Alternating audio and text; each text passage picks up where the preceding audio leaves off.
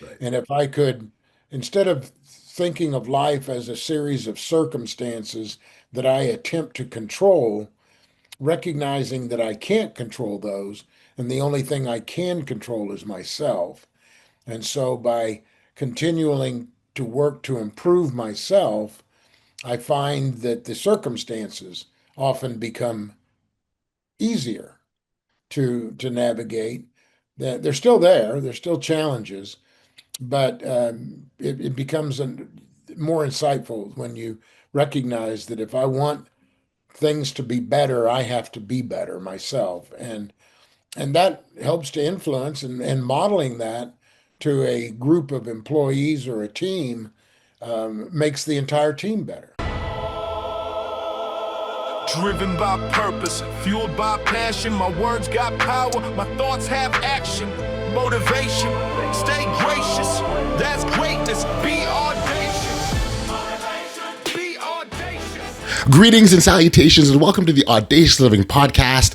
I'm thrilled that you're here as we embark on our journey to help you live your best audacious life ever. Each episode, we dive into the art of living boldly and authentically, sharing stories, insights, and wisdom to empower you to take charge of your life. As always, I want to take a moment to thank our listeners for spending a slice of your day with us. Your commitment to growth and self-improvement is what inspires everything that we do here. Now, imagine learning how to swim. At first, the water feels intimidating. You might cling to the shore, sticking to what feels safe. But as soon as you step in, you realize real growth happens when you embrace the waves. Leadership works in much the same way. It's about influence, not authority. It's guiding others, not giving orders. Your mindset determines whether you float or sink. How you perceive challenges can turn obstacles into opportunities. Vulnerability, like those first nerves before diving in, builds trust with the people around you. Intentional living is like the practicing your strokes regularly. It strengthens your skills and productivity. And embracing change in your industry, well, that's learning to navigate the currents. It's not always easy, but it opens up doors to growth and success. Today, we're excited to have John D. Marvin with us. John is the president of Texas State Optical, and he's dedicated to transforming the optical industry through authentic relationships and intentional leadership. He has a wealth of experience and insights to share that perfectly align with the principles that we're exploring today. So, without any further ado, let's dive into our interview with John. Enjoy.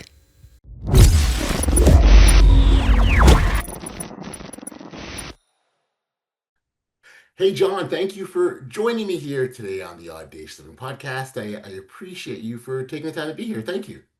Well, you're welcome, and thank you for inviting me. I've been looking forward to it. Yeah, it's great. I mean, I always appreciate the opportunity to, sit down and engage with conversations that, can help individuals potentially, get them to a better place. And again, I thank you for helping me be able to fulfill my mission, so to speak. And you spent a lot of time sort of in the leadership space, and you've obviously through that time gained all sorts of insights and knowledge and wisdom that you've been gracefully shared with so many people. And so I think this is a really good opportunity to maybe, as a starting point, to give our listeners an opportunity to learn about you, tell them about your background and what's got you to the point that you're at now. Okay. Well, I was born and raised in Kansas, Okay. and then went to school in Oklahoma, and from that decided I wanted to be in the marketing, and at that time, marketing in the advertising business.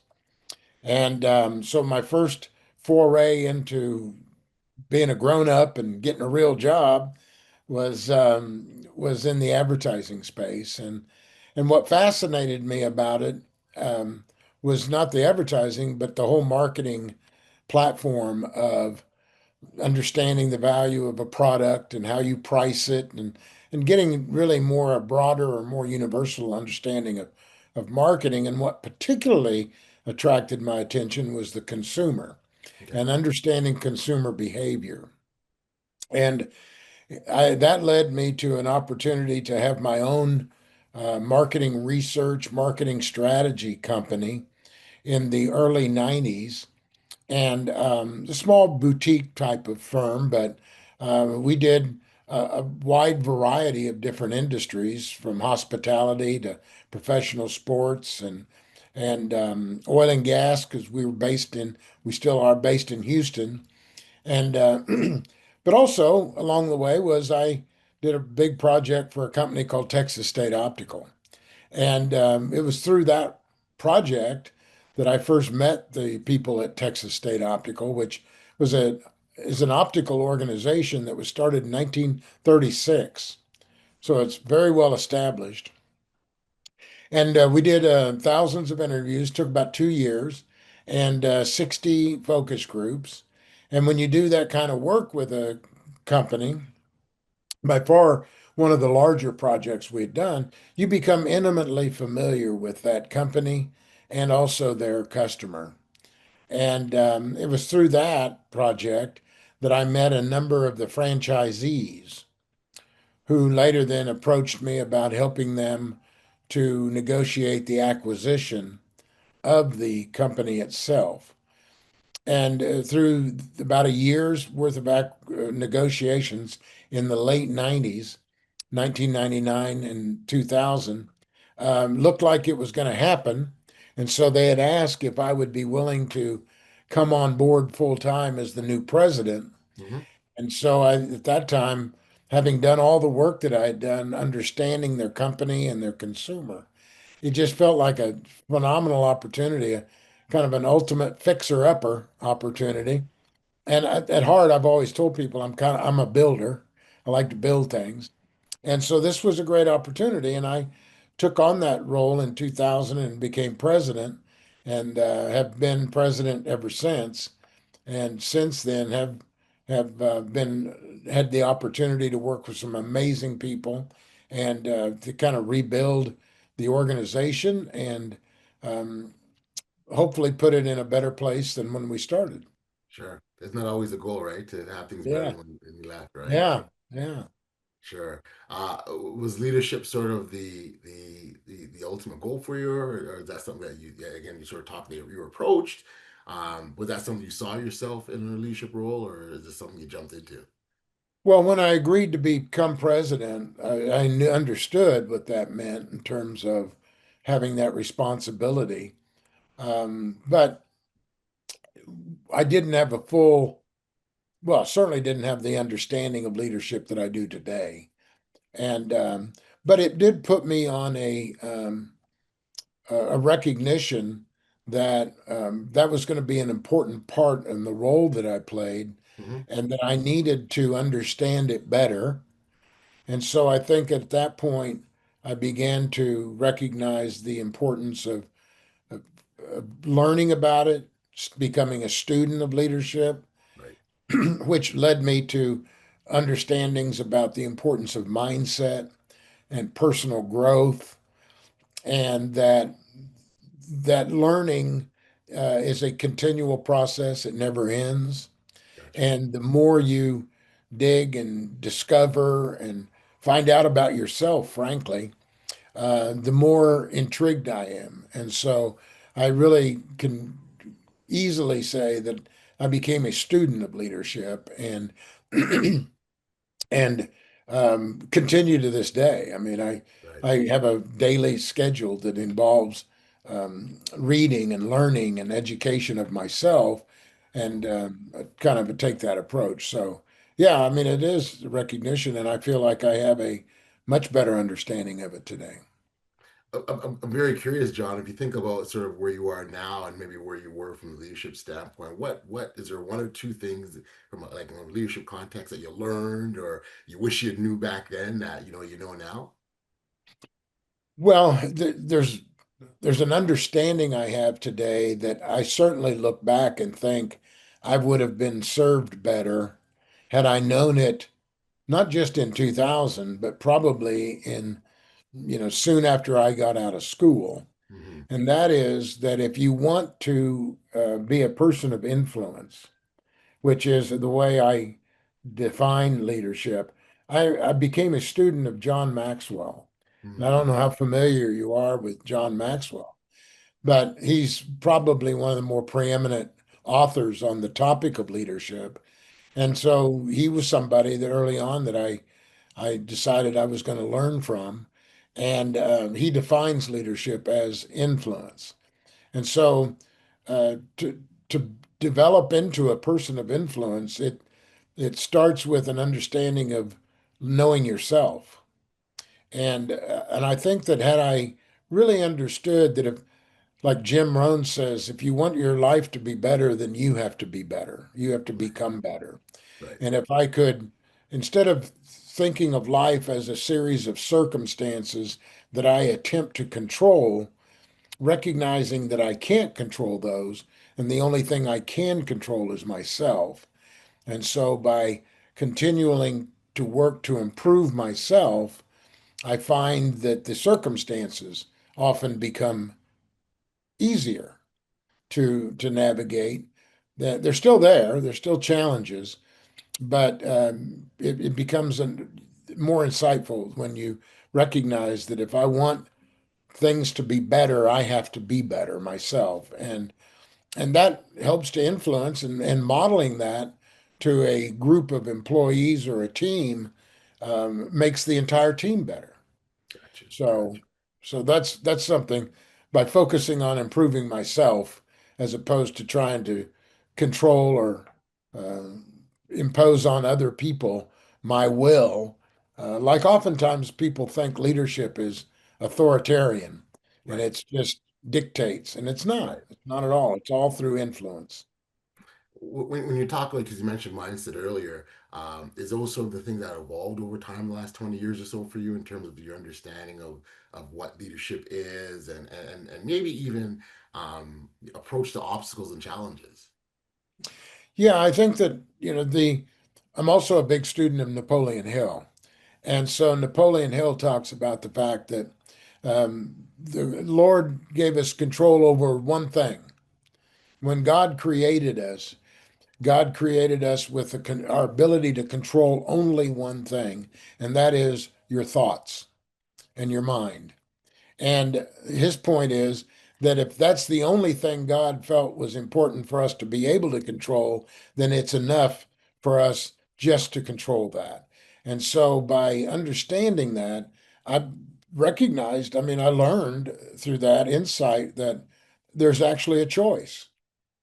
And how you exercise that choice largely determines the circumstances around you. James Allen wrote a book in the early 1900s called As a Man Thinketh. Mm, And it's a tremendous book, very small. I encourage anybody who hasn't read it to read it. Very short book, more of a kind of a collection of essay. hmm But so people will, everybody has someone you meet today. It just happened about an hour ago at a restaurant I was at, and someone said, "So how are you today?" That's a common greeting, right? Yeah. And I said, "Fantastic. I'm having the best day of my life." And they looked at me like, "Whoa, what happened to you?" And I said, knowing that they were okay, not expecting that answer, I said, "Listen, yesterday's gone. I don't have that. Right. Tomorrow's not promised to me. So if today's not the very best day of my life, it's a choice I make." And so that's an example of how, even in the little things, you have a choice. And you can either think of things in one way or think of them in a different way. And as long as I have that choice, Yep. I've chosen to think of things in the way that's best for me. What I really like about that is when we identify the choice, we're also recognizing where the power lies, right? I mean, how Yeah. oftentimes do things happen? We go, "Oh, it's out of my control. I had no say in it." But the truth of the matter is, the power lies with us, and we do have that control. That we are more powerful than we believe because we're 100% responsible for our life. Mhm. That's it. That's it. That's it. Um, I'm wondering, are there, if for listeners, if they were to take, if there's, if they could pick up like a mental habit or maybe a practice that's been impactful for Mhm. you when we talk about maintaining maybe resilience or even focus, uh, is there anything that you do or anything that you've seen that's effective? Yeah, I think that the one thing that I would encourage people to do is to be intentional with their life. Life, if you're not intentional, then you'll wake up one day and wonder what happened. And an example of my intentionality is that I every morning have a routine that I follow and execute with a lot of discipline and intention. And it starts with prayer and what some might call meditation, but it also includes a good hour of reading. Um, and then I begin to prepare my day.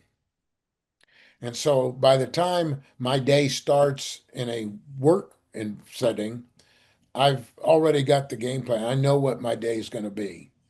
And that intentionality helps you to take advantage of the time you have. Even if you plan to not do anything this afternoon, that's an intentional decision. Sure. But getting into habits that are driven through intentionality is something that I would strongly encourage people to do. And it ties back to that being responsible for your life. And being intentional about it is extremely important. Yeah, no, and much can be said for intentionality. I just again for me, I just like the fact that it sways that balance of power. That's and if you do that in your mind, that's a huge step forward in terms of say the progress that you want to make. Because everything that we do does start with happens within our minds. So if we believe that we've got that power and the ability, then we'll take it and run with it, right? Nothing will stop us, kind of idea, which is a great attitude to have, I think. It does, and it helps you because listen, life is going to throw stuff at you that you don't expect. And that just happens to everybody. So, but what you can control is the way you respond to those things. Right. And how you respond largely determines whether what life throws at you damages you, destroys you, or creates opportunity for you. Yeah. And oftentimes this is something that we've all done. We'll have something at the moment it happens, we think this is one of the worst things that ever happened to us. Maybe um, you lose a job, you get fired, you have a car wreck, or I mean something. I'm sometimes very serious. Oftentimes, months later, or even a couple of years later, you look back and say, that really turned out to be something very good Hmm. because I didn't see it at the time. But had that not happened, then these other things wouldn't have Right. happened. That's And right. so I was encouraging one of my children who was facing a very difficult situation at her job. And I kind of relayed that. And I said, listen, I'm not just saying that to try to be a motivational coach for you. I'm saying that because I've lived it. Right. I've had it. And if you don't recognize God leading you out of Egypt once, I mean, just trust. It'll Mhm. happen. It'll work out for you. That's right. And I believe that.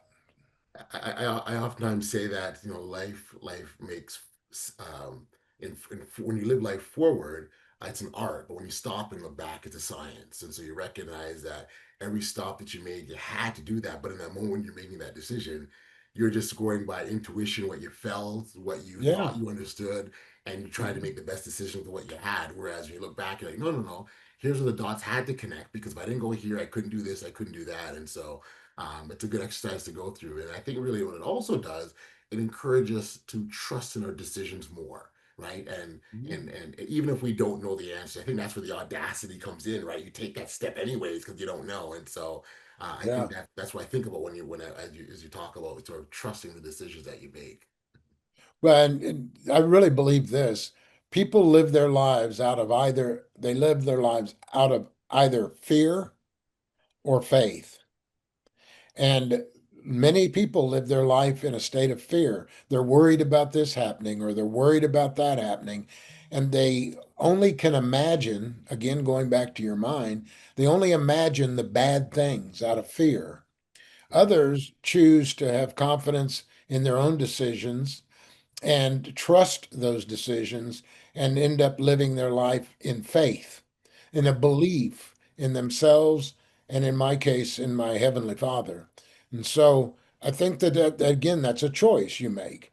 And so I would really encourage people to think about that and make that decision to live your life in faith, not out of fear. So well said for certain. I wanted to sort of slide the conversation over into sort of relationships, and more specifically, the keys in sort of building authentic relationships Mhm. with leaders. It's critical, it's crucial, it's vital that those relationships be in Absolutely. place to move things forward. I would imagine maybe considering you're an optical in the healthcare industry, building trust is even that much more important. How do you foster authentic relationships with customers and staff and the people you're leading? I think that you allow yourself to be vulnerable. And again, it's a fear and faith situation because I have to put trust in the idea that if I'm going to allow myself to be vulnerable, if in in the context of a customer, Hmm. it translates to trusting that customer's experience. Right. So, you've heard the old adage, the customer's always right.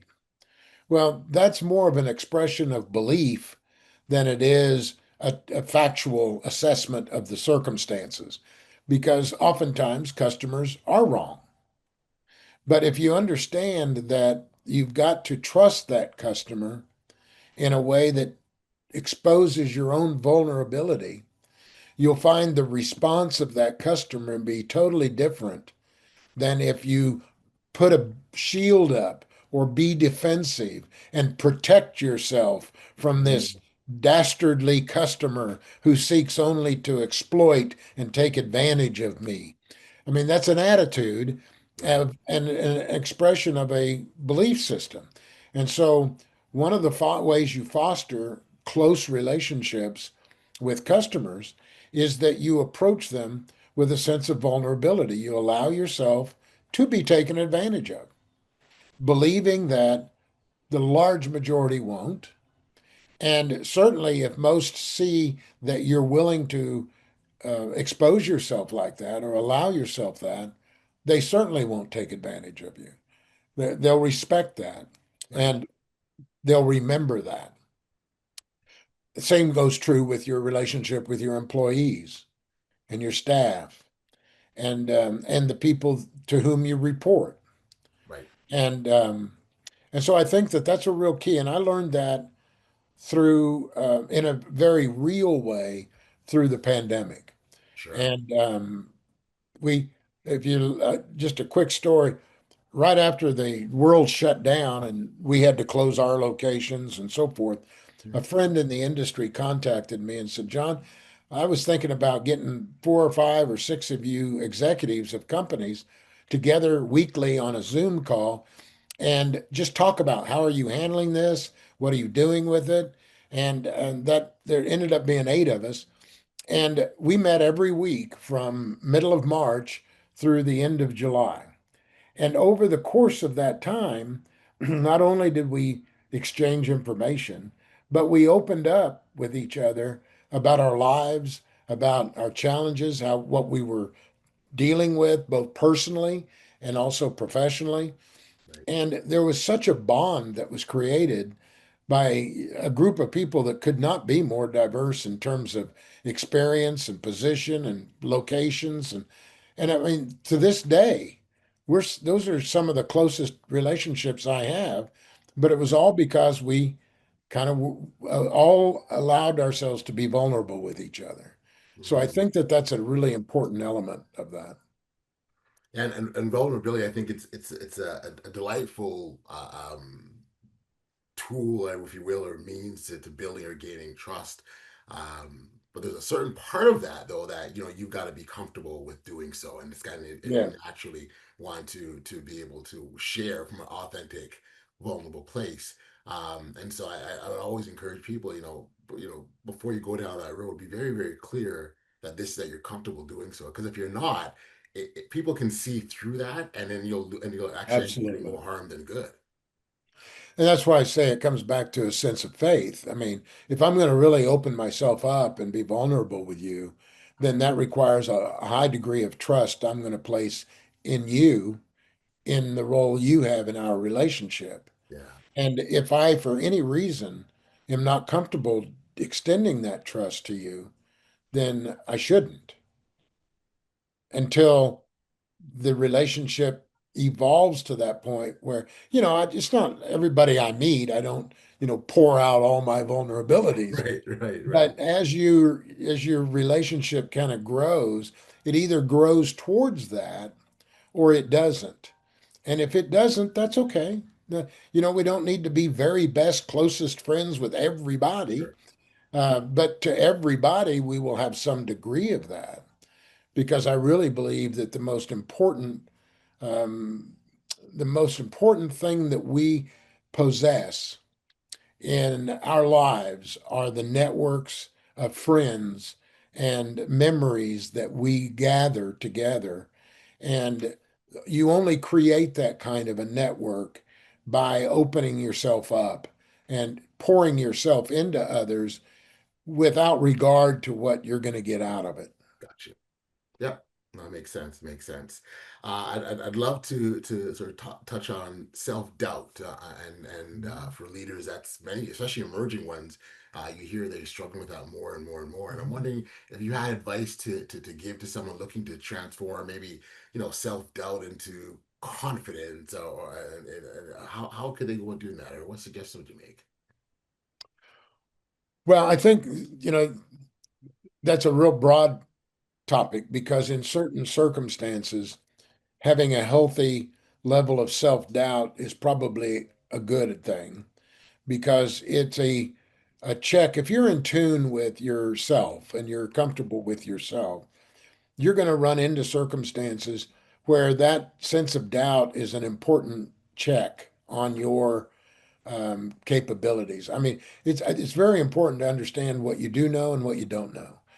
And so to just barrel head with some kind of blind confidence that I often say that I'll sometimes make a statement and say, well, keep in mind, I'm making that statement with all the confidence that goes with ignorance. Because if I were not as ignorant, then maybe I wouldn't be quite as confident. And so that's what I mean is there's a check mechanism that comes with doubt when you stop and go, I'm not really sure about that. Right. Um, but how you respond to that and not let it grow into a constant state of questioning your own abilities Hmm. is important to do. Now, I come from, as I've made reference a couple of times already, I come from a very centered point of trust in God and my Father, and my Heavenly Father. I know He created me. And so at the very end of everything, I know that the biggest worth that I have as a person is as a son of his. And so if he created me, then I got to be good for something. And I'm not maybe good for everything. I mean, I'm not good at everything, but I've got to be good at for something. And I know that if I place my trust, then those things that I doubt, have self-doubt about, I know that I can overcome that if I need to. Gotcha. Again, there's some things I just say, you know what, that's just not me. I'm not good at that. You don't want me to cut your hair. I mean, you just don't want me to do that. And Right. I would never even aspire to be confident in that. Um, but other things that I believe are important in my relationship with my customers or my Hmm. team members, if I feel I'm not quite adequate enough, then I need to apply myself, become intentional, start to grow in those areas. And so I think that one, understanding the circumstance that the doubt we're talking about exists, and then addressing it kind of accordingly. Mm-hmm. I like that approach. It's a good approach and really sound and makes sense. So I think that that's a good one Mhm. for people to pick up on. I'd imagine that running an organization, like it's a multi-million-dollar organization, can be stressful and offers all sorts of challenges. How do you stay grounded yourself and sort of maintain your own well-being and sort of not sort of go too far left to the left or left to the right, if you will? How do you maintain that balance for yourself, John? Well, as I mentioned earlier, I start every day with a sense of prayer and meditation. Mm, And I appreciate and I wake every day with an understanding that today's the best day of my life. I love it. And so I ask for guidance and direction throughout the day. And then I apply myself in the one of the right now I've got six different areas that I beginning back in January dedicated. These are areas I want to improve myself in my life. One is communication. I want to become better at communicating. And so I've got these six different areas and I've got a set of books in each area that I'm working on. I don't read six different books every day, but right now I'm in one that I'm reading about relationships and Mhm. how to establish and make meaningful connections. And so that 2 hour time, because I get up every morning at 5. I mean, I start this at 5 a.m. And Mhm. by the time 7 comes around, and I then get ready for the day, dressed and so forth. Excuse me. Um, I feel like I'm centered. And I feel like I'm approaching the day with an understanding because I do my schedule. I know what's on my schedule for the day. Invariably, something comes along that I didn't anticipate, but because of that regular everyday grounding, I am able to take on the challenges. I really don't get stressed. I just I've learned that there's no value in it. Right, right. There's just no value in it. And so I was in a discussion with a group of people recently, and they said, what do you fear? And I said, honestly, I don't fear anything because fear is a mental imagination. Hmm. And if I have a choice to control my mind and my imagination, why would I waste it on being Right, creating right. something in my mind that doesn't exist, then therefore I'm going to be worried about or fearful of. I mean, I'm going to just deal with what comes to me each day Yep. and trust that um, we'll come through with it, not just come through it, but ultimately it'll turn out being great for me. It'll be Yeah. best for me. So. If you can figure out a way to bottle not being stressed and get that on the market, I'm sure you get a lot of takers that will take you up on that. Well, I mean, I think the problem with when you say that to people and the people that I shared that with reacted that way, they said, "Oh, you're just, they don't believe it." Right. And so, well, if you're not going to believe it, then there's nothing much I can do about that. I mean, it's just a choice I made. All right. Sure. Everyone has to deal with that on their own terms. Um, Looking ahead, when you think about TSO and all that's been done, all that's happened already, and what you've done to get it to where it is. When you look into the future, anything about the future excites you in terms of where the organization can go? Well, it can go wherever it decides to go. Okay. But again, those decisions are pesky things, and they require making them, and then making them good decisions. I had a friend one time says, "John, you just make a decision and then make it a good one, because there is no perfect decision. Right. Every decision you make is going to have problems with it, but Right. whether or not it's a bad decision or good decision is largely up to you." And so, as an organization, the whole profession of optometry and our industry is facing some significant changes and transitions. And it's not just our industry, it's really the healthcare Okay. industry Yep. in Yep. the US and a lot of consolidation. When I grew up, my father was a family doctor and he had his own private practice, small town Kansas. My mother was the office manager. And that was his dream, and he had that his entire career.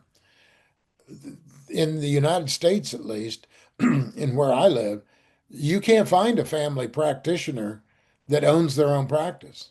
They're all Mhm. employed by some hospital system or large clinic, and it's just a whole different um, delivery and business model than it was in the when I grew up. Mhm. It's different than it was 20 years ago. And it's happening in optometry as well.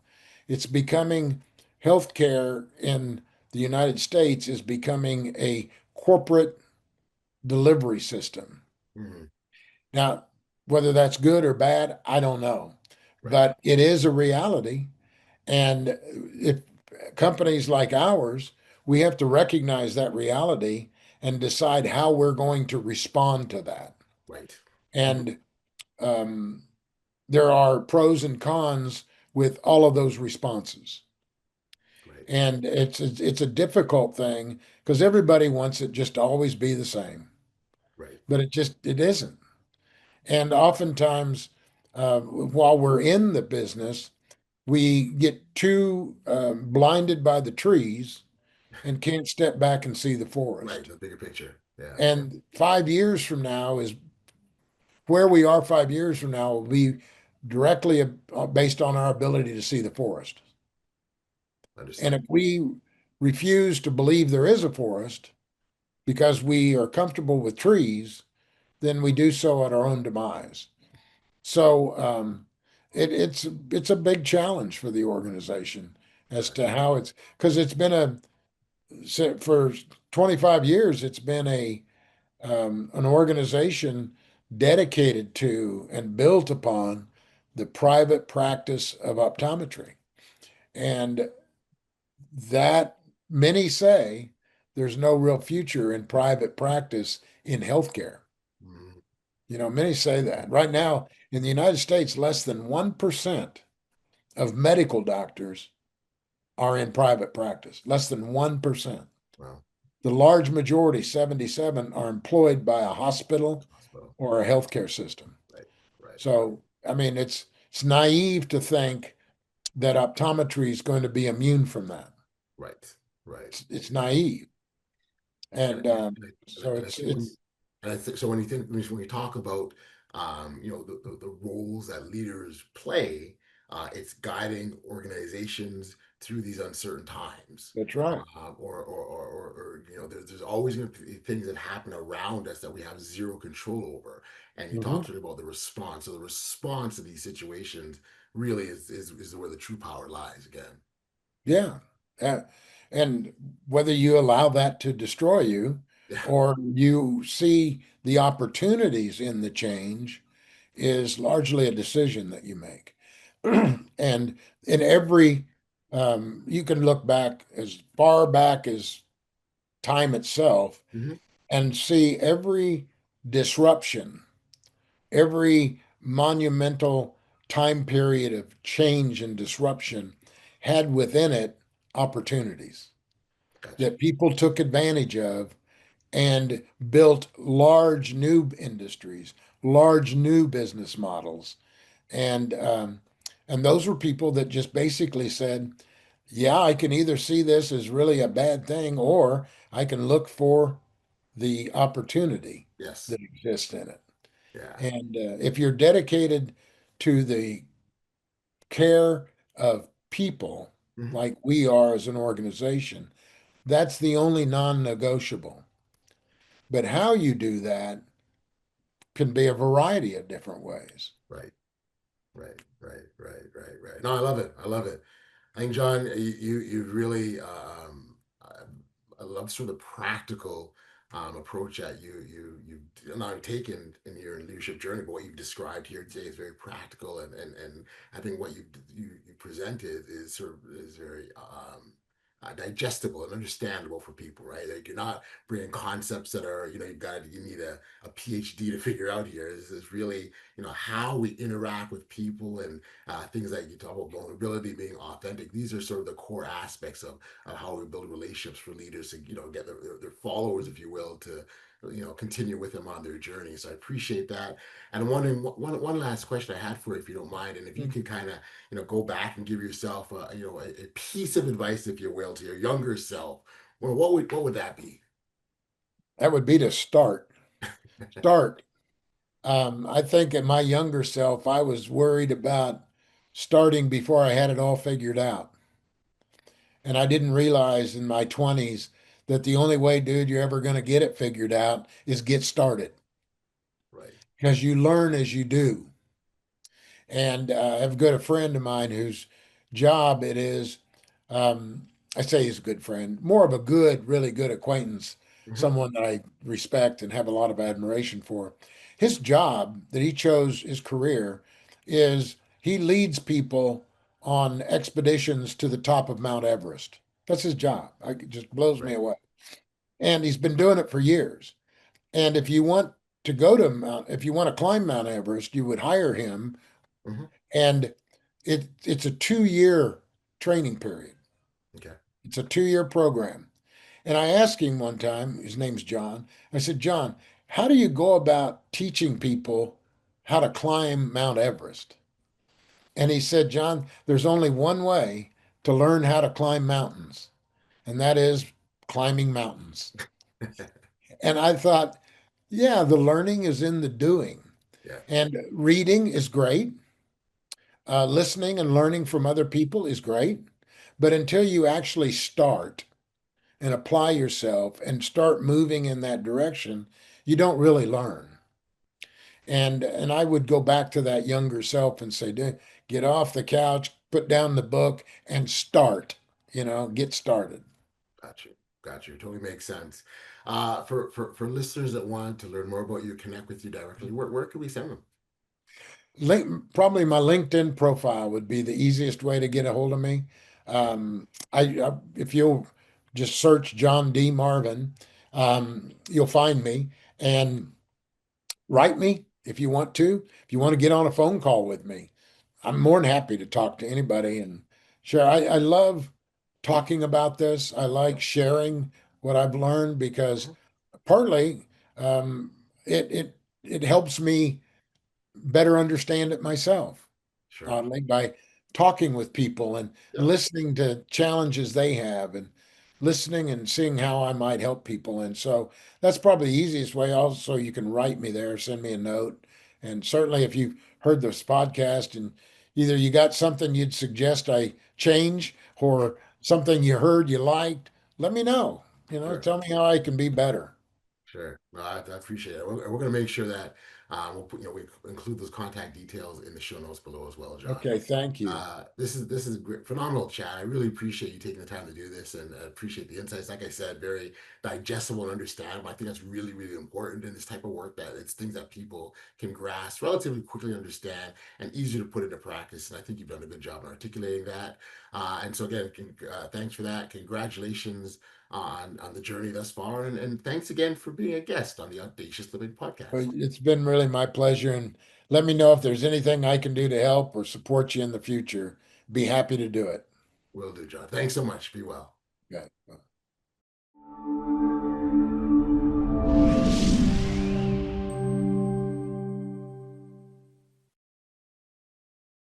Back, we are here on the podcast, and what an insightful conversation with John. One point that really resonated was the emphasis on the transformative power of mindset. Choosing to see challenges as opportunities can profoundly impact not just your personal growth, but the growth of your organization. What I love most about John's approach is his authenticity in leadership. His belief that vulnerability strengthens relationships is really a powerful reminder that trust and openness are at the heart of connection.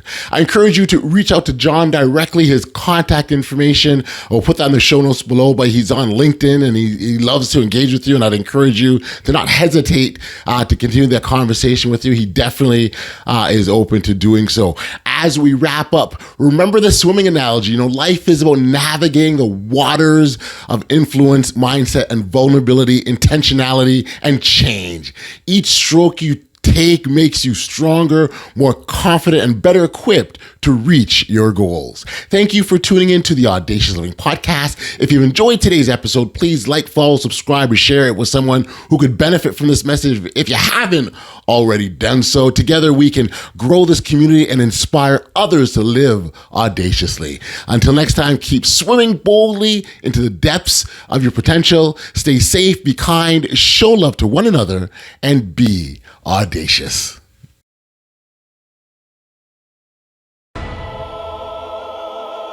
Driven by purpose, fueled by passion. My words got power, my thoughts have action. Motivation, stay gracious. That's greatness. Be audacious.